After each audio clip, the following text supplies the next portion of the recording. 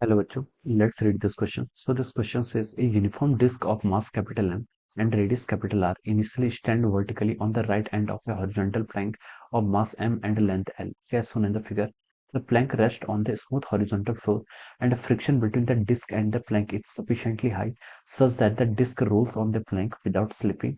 The plank is pulled to the right with a constant horizontal force of magnitude F. Okay, the magnitude of the acceleration of the plank बताना है. A option F by 8m, B option F by 4m, C opशन 3F by 2m and D option is our 3F by 4m. Okay, तो चलिए बच्चों इस question को start करते हैं. तो देखिए बच्चों इस क्वेश्चन का की कॉन्सेप्ट आप क्या लिख सकते हैं. The key concept of this question, देखिए हमें यहाँ पर क्या बताना है. हमें यहाँ पर एक्सेलरेशन ऑफ द प्लेन बताना है. और ये किस किस पर बेस्ड है आपका, ये आपका देखिए प्योर रोलिंग पर बेस्ड किस पर आपका pure rolling. Okay, pure rolling का क्या मतलब होता है. प्योर रोलिंग का मतलब होता है देखिए आपसे रोलिंग विदाउट स्लाइडिंग या फिर रोलिंग विदाउट स्कीडिंग बोल सकते हैं. ओके, तो ये क्या कहलाती है आपकी प्योर रोलिंग कहलाती है. ओके, अब देखिए इस क्वेश्चन को समझने की कोशिश करते हैं. यहाँ पर देखिए आपका क्या है, ये आपका मान लीजिए आपकी डिस्क है. This is the uniform disc, आपकी क्या यूनिफॉर्म डिस्क है. ओके, और ये आपकी क्या है, this is the horizontal surface. Pure rolling का क्या मतलब होता है. प्योर रोलिंग का मतलब होता है मान लीजिए this is the point of contact, ये आपका सरफेस का पॉइंट है एन है and this is called point P. Okay, अब देखिए जब ये बॉल क्या करेगी, देखिए जब ये डिस्क आपकी इसका स्प्लिट करेगी. ओके, तो पी पॉइंट और एन पॉइंट क्या होंगे, आपस में एक दूसरे के कॉन्टैक्ट में होंगे. क्या होंगे, पी पॉइंट और एन पॉइंट क्या होंगे, आपके एक दूसरे के कॉन्टैक्ट में होंगे.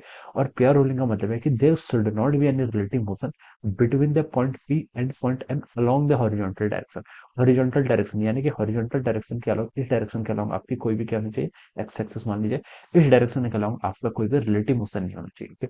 रिलेटिव मोशन नहीं होना चाहिए इसका मतलब है कि पी पॉइंट की वेलोसिटी और एन पॉइंट की वेलोसिटी आपकी सेम होनी चाहिए, या फिर एक्सेलरेशन ऑफ द पॉइंट पे आपका एक्सेलरेशन ऑफ एन पॉइंट के सेम होना चाहिए. ओके, तब हम बोल सकते हैं कि this is the condition for the pure rolling. Okay, अगर ये आपका एक्सेस क्या है, फिक्स्ड है. ओके, तो ये आपकी कंडीशन क्या आएगी, आपकी प्योर रोलिंग की आपकी कंडीशन हो जाएगी. ओके, तो हम इसको ऐसा समझ सकते हैं, this is the condition for, हम क्या लिख सकते हैं, देयर शुड नॉट बी, या फिर लिख सकते हैं नो रिलेटिव मोशन. क्या होना चाहिए, there should not be any relative motion between the point P and point N. Okay, ऐसे हम क्या करेंगे, इस क्वेश्चन को हम यहाँ पर क्या करेंगे, शुरू करेंगे. Okay, this is the key concept basically.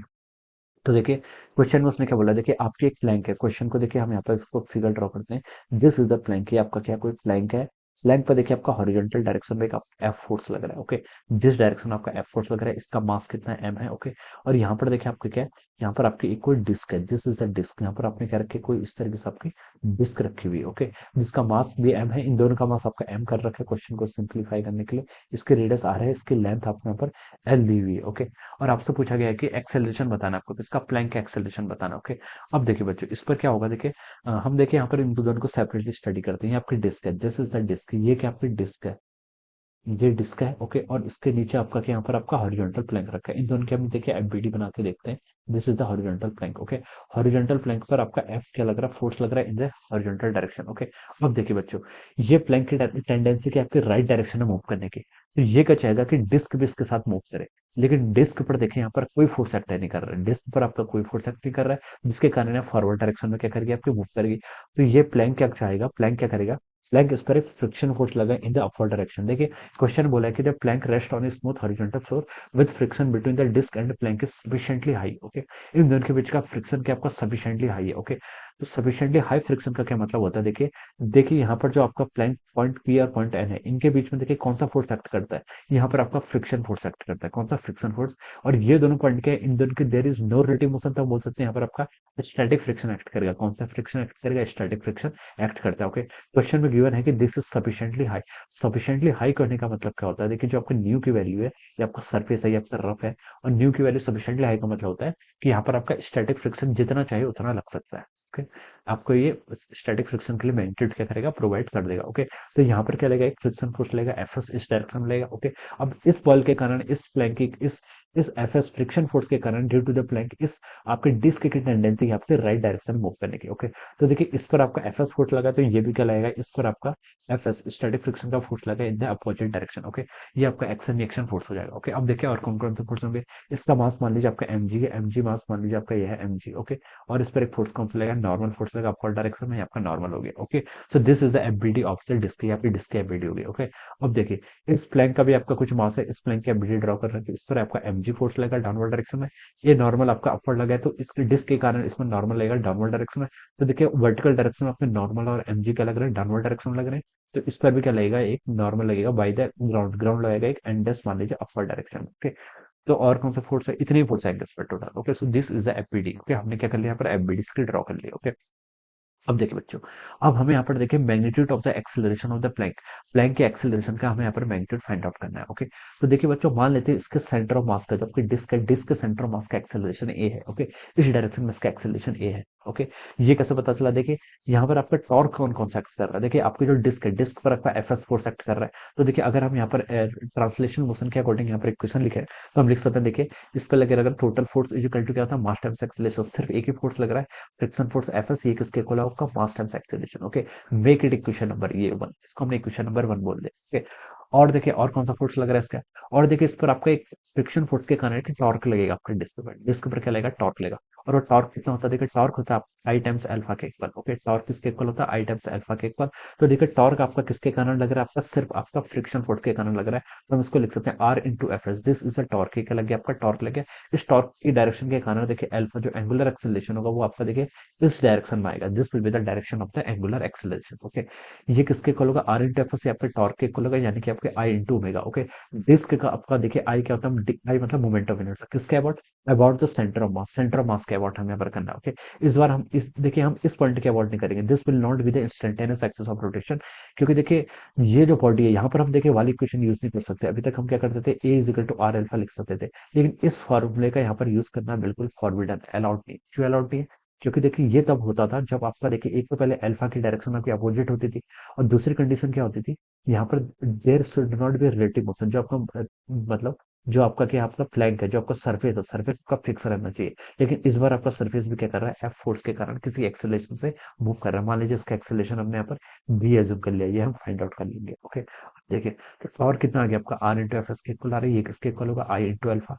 आई देखिए अबाउट सेंटर ऑफ मास कितना हो जाएगा, M R square by two हो जाएगा, M R square by two into यहाँ पर हमने इसको इंटू अल्फा लिख लिया। Okay, so this is our equation number two, ये आपकी क्या गई, इक्वेशन नंबर टू आ गई। ओके, दो इक्वेशन हमने ऐसा फाइंड आउट किया। अब देखिए प्लैंक की एबिलिटी, प्लैंक से क्या क्या इक्वेशन आ रही है, प्लैंक में आपका एक फोर्स लग रहा है एफ राइट डायरेक्शन में, और एफ एस लग रहा है आपका लेफ्ट डायरेक्शन में। तो उसका नेट एक्सेलरेशन हम मान लेते क्या है, राइट डायरेक्शन की तरफ है, तो हम लिख सकते हैं देखिए आपका F minus of F S, ये किसके इक्वल होगा, मास टाइम प्लैंक का एक्सेलरेशन आपने बी एज्यूम कर लिया, तो एफ बी। एक इक्वेशन आपकी आएगी, this is equation number third. ये क्या होगी, आपकी इक्वेशन थर्ड हो गई। ओके, अब देखिए एक इक्वेशन हम और फाइंड आउट कर सकते हैं, कैसे, ये ए और बी के बीच में रिलेशन फाइंड आउट करके। ओके, इस पॉइंट पर देखिए आपका जो आपका पॉइंट ऑफ कॉन्टेक्ट है, इस तरह के ट्रांसलेशन मोशन के कारण तो एक्सेलरेशन ए इस डायरेक्शन में आएगा। ओके, और आपका रोटेशनल मोशन के कारण देखिए इसके अबाउट रोटेशनल मोशन के कारण सेंटर ऑफ मास के अबाउट, तो एक कंपोनेंट इसका इसके कारण भी अगर रोटेशनल मोशन के कारण वो भी देखिए आपका सेम डायरेक्शन में आएगा, तो हम इसको ऐड कर सकते हैं ए प्लस आर अल्फा। ओके, ये जो आपका पॉइंट है, पॉइंट ऑफ कॉन्टेक्ट, इसका एक्सेलरेशन कितना हो गया आपका, ए प्लस आर अल्फा। ओके, और यही आपका देखिए मैंने बताया था कि रोलिंग मोशन की कंडीशन क्या होती है, आपका पॉइंट ऑफ कांटेक्ट पी और जो आपका सरफेस पॉइंट एन है, उन दोनों का एक्सेलरेशन क्या होना चाहिए, सेम होना चाहिए। तो हम बोल सकते हैं कि इस प्लैंक पर आपके इस पॉइंट का एक्सेलरेशन भी बी होगा, और ये दोनों एक्सेलरेशन आपको सेम होनी चाहिए, there should not be any relative motion, तभी आपका प्योर रोलिंग की कंडीशन होगी। तो हम प्योर रोलिंग की कंडीशन से लिख सकते हैं बी इज इक्वल टू किसके इक्वल होगा, ए प्लस आर अल्फा के इक्वल हो जाएगा। Make it equation number four, ये आपकी क्वेश्चन फोर होगी। हमारे पास देखिए चार वेरिएबल्स हैं, एफ एस हो गया, एक्सेलरेशन हो गया, अल्फा हो गया, और बी, चार वेरिएबल्स हैं, चार इक्वेशन आ गई। अब हम इस क्वेश्चन को क्या इजीली सॉल्व कर सकते हैं। अब देखिए यहाँ पर से हम और क्या करेंगे, हमें यहाँ पर बी की वैल्यू फाइंड आउट करनी है, acceleration of the Planck find out करना है। देखिए इक्वेशन टू से क्या लिख सकते हैं, इक्वेशन टू में देखिए आपका इस आर से आप इस आर को कैंसिल कर लीजिए, यहाँ से आपका फ्रिक्शन फोर्स किसके इक्वल आ गया, आपका M R alpha by two के इक्वल आ गया। ओके, इसको आप क्या कर लीजिए, इसको आप देखिए, आप इक्वेशन थर्ड को अगर हम देखें, यस, यहाँ से आप देखिए एफ एस आपका क्या आ गया, एम आर अल्फा के इक्वल आ गया। अब देखिए ये आपका देखिए इक्वेशन वन में एफ एस के आपके मास्टर दैट सिलेक्शन के, यानी कि आपका एम ए के इक्वल हो जाएगा। यहाँ से आप ए की वैल्यू क्या आएगी, यहाँ से आपकी ए की वैल्यू कितनी आएगी, आपकी r alpha by two, this will be the value of the a. A क्या आपका acceleration of the centre of mass of the disc, ये आपने फाइंड आउट कर लिया। ओके, और यहाँ से देखिए अगर हम इसको हम इक्वेशन फोर्थ में पुट करें, दिस वैल्यू ऑफ ए को इक्वेशन फोर्थ में पुट करें, तो बी इज इक्वल टू क्या है, A plus R alpha, A कितना हो जाएगा, R alpha by two plus of our R alpha, तो यहाँ से आपका three by two times R alpha के इक्वल हो जाएगा। या फिर हम क्या लिख सकते हैं इसको, आर अल्फा बाई टू तो आपका ए ही है, तो बी इज इक्वल टू आपका थ्री है, आगे एक कंक्लूजन क्या निकल गया, बी इज इक्वल टू आपका थ्री आ गया। ओके, एक कंक्लूजन आपका यहाँ से ये निकल गया। हमें देखिए फोर्स की एफ के टर्म में बताना है, ओके, बी की वैल्यू फाइंड आउट करनी है। तो इक्वेशन थर्ड पाइए, इक्वेशन थर्ड क्या बोल रही है, देखिए इक्वेशन थर्ड को हम यहाँ पर यूज करते हैं। इक्वेशन थर्ड में क्या लिखा है, इक्वेशन थर्ड आपसे बोलती है कि F minus F S. Okay, F S को देखिए हम यहाँ से एम ए के लिख लेते हैं, F minus M A is equal to our M times B. ये आपका हो जाएगा। ओके, और यहाँ से आप देखिए ए की वैल्यू यहाँ से पुट कर लीजिए, ए को यहाँ से क्या लिख सकते हैं, b/3 लिख सकते हैं, तो यहाँ पे इसको पुट कर लेते हैं, हो जाएगा f माइनस एम, ए की वैल्यू b/3 हो जाएगी, mb/3 it is equal to M B. यहाँ से आपका क्या आ जाएगा, देखिए f को हम लिख सकते हैं, mb/3 राइट साइड जाएगा तो mb कॉमन हो जाएगा, 1 + 1/3 क्या हो जाएगा आपका 4/3, 4/3 टाइम्स mb हो जाएगा। यहाँ से आप देखिए लिख सकते हैं b की वैल्यू यहाँ से कितनी आएगी आपके 3f/4m। Okay, so this will be the b के आपका b is the acceleration of the Planck. ये आपका प्लैंक का एक्सेलरेशन आ गया, यही हमसे क्वेश्चन पूछा गया था। ओके, तो ये आपका प्लैंक का एक्सेलरेशन हो जाएगा। और सिमिलरली आप क्या लिख सकते हैं, acceleration of the disc, disc के कारण एक्सेलरेशन आपका कितना होगा, सेंटर ऑफ मास का जो उसका एक्सेलरेशन है वो आपका f/4m के इक्वल हो जाएगा। ओके, आपसे क्वेश्चन में ये पूछा था acceleration of the Planck, question पूछा था magnitude of the acceleration of Planck, तो किसके इक्वल आ गया आपका 3f/4m के इक्वल हो जाएगा। Okay, so this will be the answer of this question, ये क्या हो जाएगा आपका इस क्वेश्चन का आपका राइट आंसर हो जाएगा। Okay, this will be the answer. ये देखिए आपको कौन सा ऑप्शन में गिवन है, ये आपको ऑप्शन डी में गिवन कर रखा है, किसमें, ऑप्शन डी में।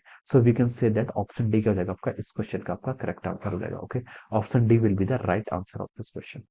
So I hope you all understood this concept. All the best and thank you so much.